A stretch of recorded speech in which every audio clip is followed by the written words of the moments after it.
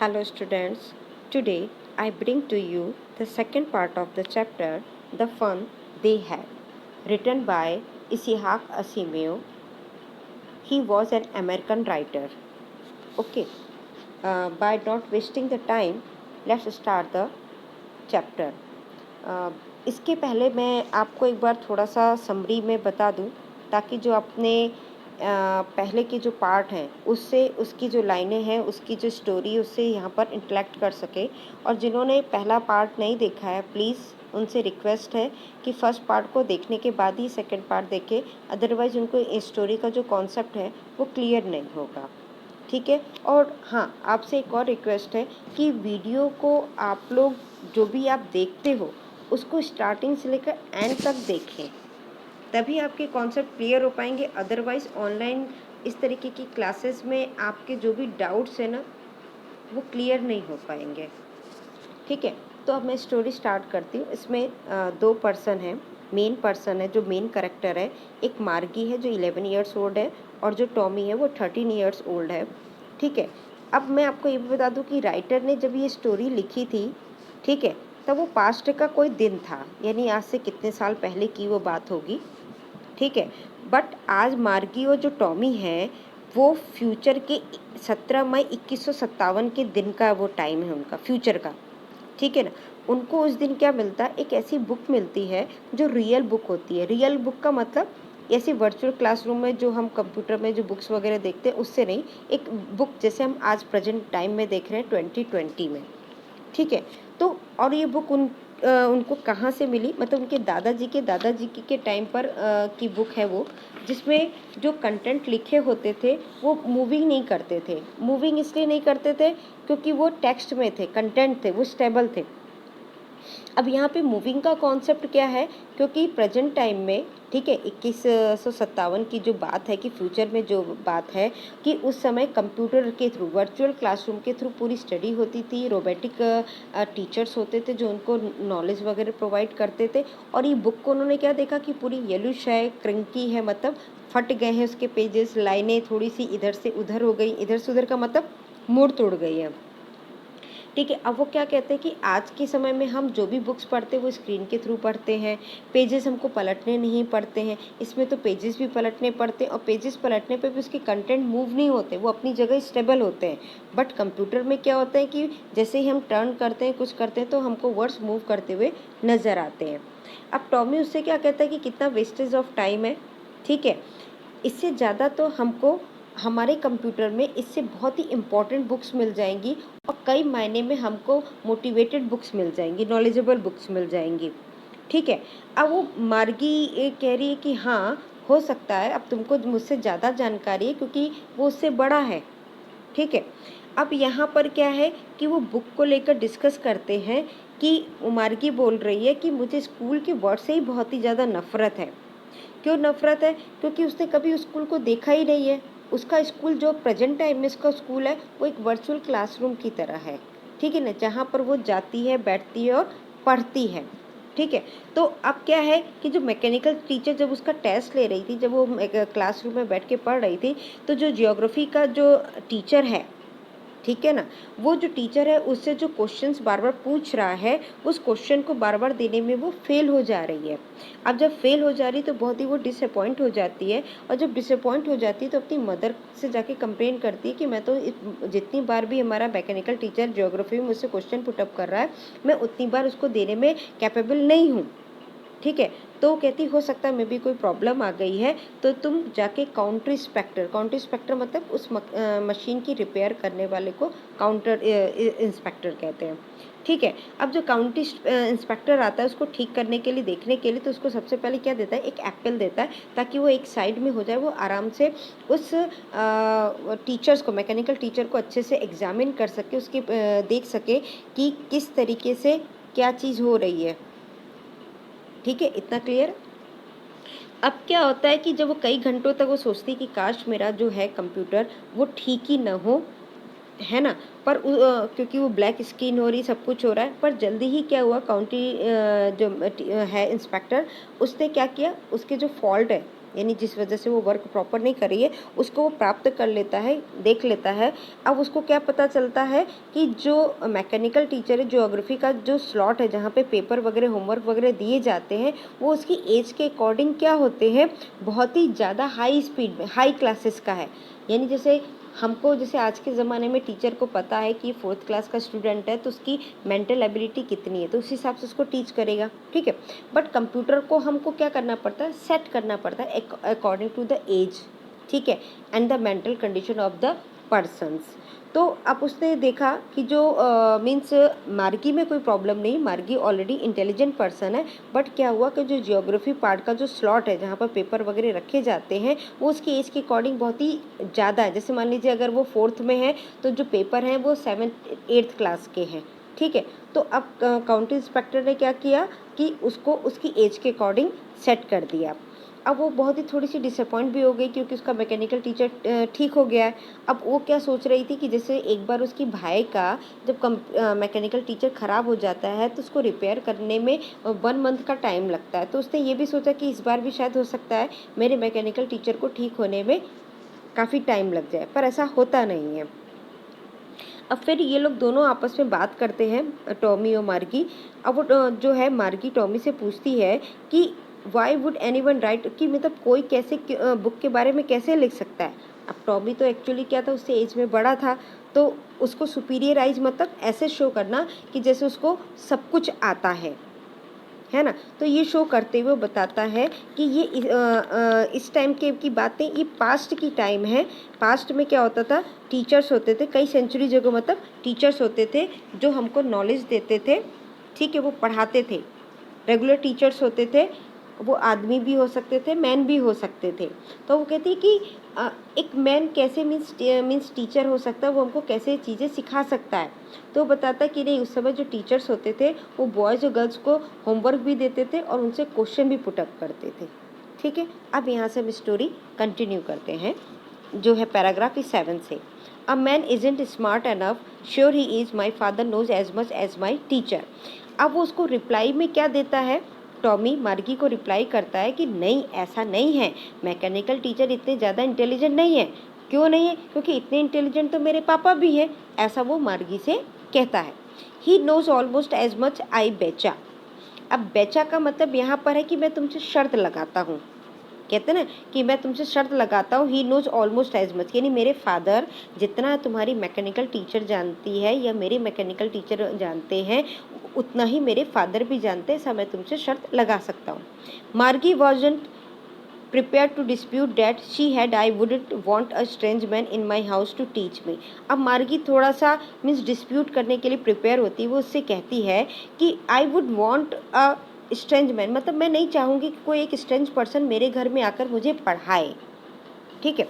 Tommy screamed with laughter. अब क्या होता है, उसके रिप्लाई में टॉमी हंसते हुए बोलता है, यू डोंट नो मच, तुम कुछ भी नहीं जानती हो मार्गी। The teacher didn't live in the house, यानी टीचर जो होते थे उस समय वो घर पे नहीं रहते थे। They had a special building and all the kids went there, मतलब बल्कि वो कहाँ होते थे, एक बिल्डिंग बनाई जाती थी स्पेशल जिसको स्कूल कहा जाता था, वो वहाँ पर जाते थे, वहाँ पर बच्चों को वो टीच करते थे। And all the kids learn and the same thing, और वहाँ पर सभी बच्चे एक ही टाइम पर एक ही चीज़ों को अच्छे से सीखते थे। Sure if they were the same age, और पक्का हम मैं कह सकता हूँ कि उस क्लास में जो भी उनका क्लास का होगा एज के अकॉर्डिंग उनकी क्लासरूम हुआ करती थी। But my mother says a teacher has to be adjust to fit the mind of each boy and the girl it teach and that each kids has to be taught differently। अब यहाँ पे argue करते हुए मार्गी Tommy से कह रही है, बट मम्मा मुझसे क्या कहती है कि जो टीचर होती है उसको एडजस्ट करना चाहिए to fit the mind of each boy and girls, यानी टीचर को क्या करना चाहिए, जो भी बच्चा है चाहे वो लड़का हो चाहे लड़की हो उसके माइंड के अकॉर्डिंग यानी उसकी इंटेलेक्चुअली कैपेसिटी के अकॉर्डिंग उसको टीच करना चाहिए। And that kids has to be taught differently, और अलग अलग बच्चों को अलग अलग तरीके से सिखाना चाहिए, क्योंकि उनकी क्या होती है कि लर्निंग की प्रोसेस क्या होती है, अलग अलग होती है। कोई बहुत इंटेलिजेंट होता है, कोई कम इंटेलिजेंट होता है, कोई उससे भी ज़्यादा इंटेलिजेंट होता है और कोई एकदम डफर भी होता है। तो इसलिए वो सारी बातें कहती है। Just the same they didn't do it that way then, if you don't like it you don't have to read the book. Means just the same they didn't do it, मतलब वो क्या सब एक जैसा करते हैं? That way then if you don't like it you don't have to read the book. अगर तुमको लगता है कि तुमको इस बुक को नहीं पढ़ना चाहिए तो तुम इस बुक को मत पढ़ो।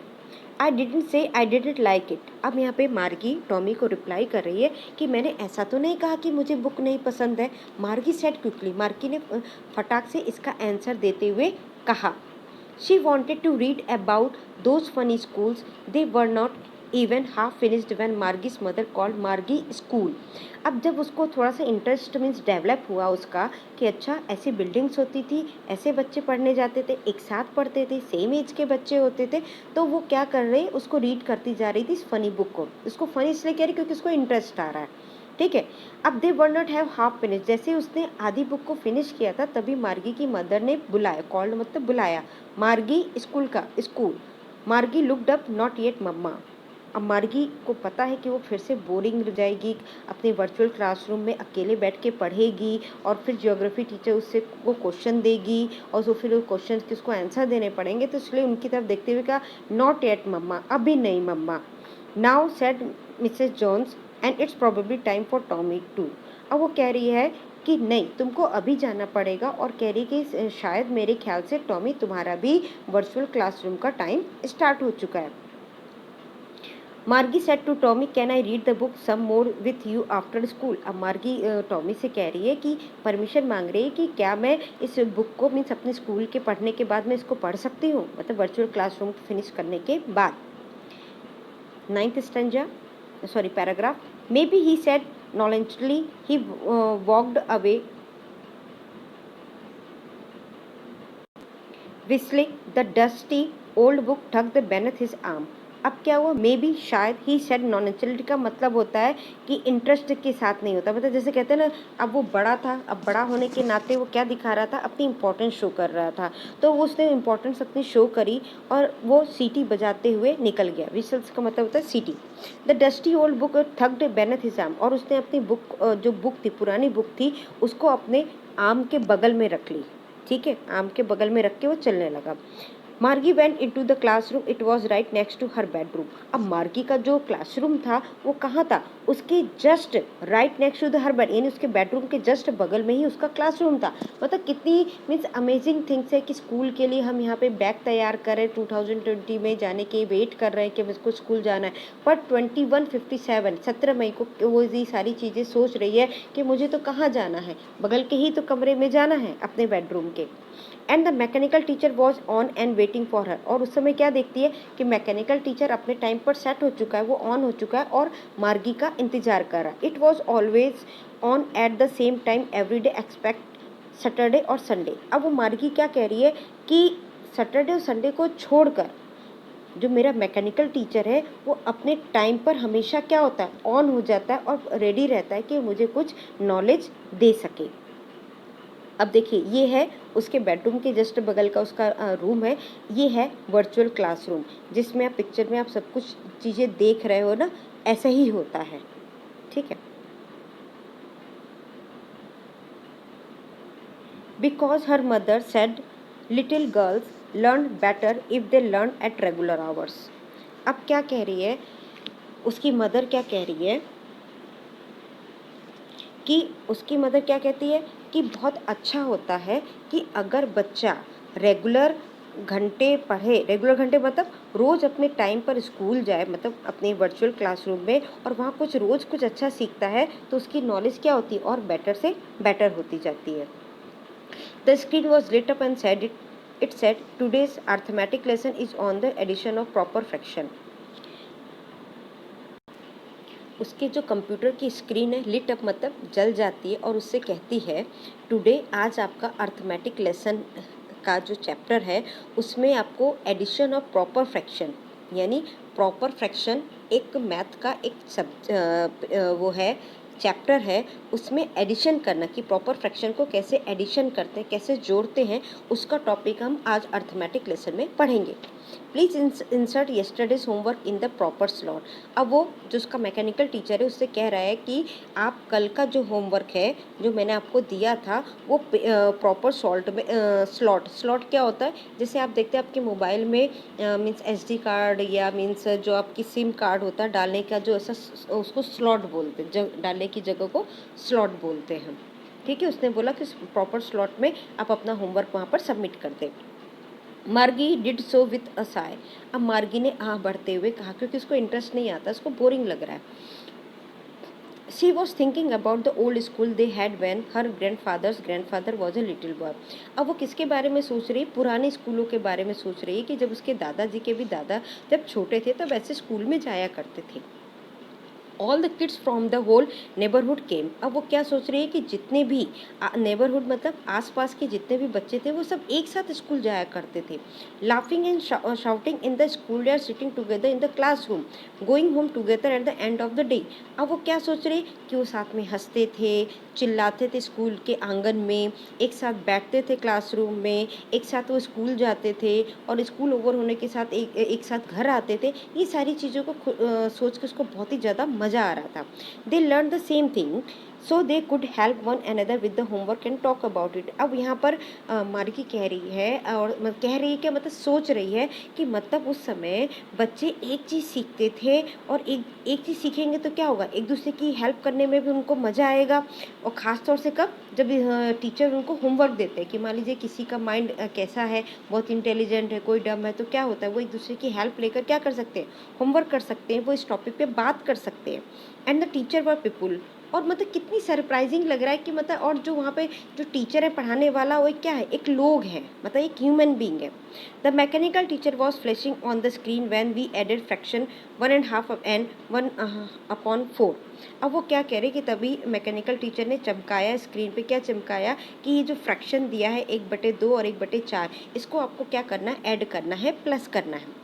मार्गी was thinking about how the kids must have loved it in the old days. अब मार्गी क्या सोच रही है कि कैसे बच्चे इसको मीन्स उन दिनों में मतलब कैसे प्यार करते थे, किस तरीके से इंजॉय करते थे। She was thinking about the fun they had. अब वो क्या सोच रही है कि मतलब कितना अच्छा था उस समय कि लोग आपस में डिस्कस करते थे, एक दूसरे की प्रॉब्लम को सॉर्ट आउट करते थे। अगर इवन अगर मीन्स कोई डिफ़िकल्ट होमवर्क दिया गया है तो इन सबको मतलब कितने खुशी से करते। तो ये सोच के उसको लग रहा है काश वो टाइम जो पास्ट का था उसमें टीचर्स कितने अच्छे से बच्चों को सिखाते थे और लोगों को सीखने में भी बहुत मज़ा आता था। ठीक है, होप उम्मीद कर रही हूँ कि आपको चैप्टर बहुत ही अच्छे से समझ में आ गया होगा। और अब मैं आपको क्वेश्चंस आंसर्स प्रोवाइड करूँगी विथ एक्सरसाइज भी आपको मीन्स डिटेल में समझाऊँगी, ताकि आपका जो ये चैप्टर है अच्छी तरीके से आप उसके लिए प्रिपेयर हो सके। Okay, have a nice day, see you, good bye.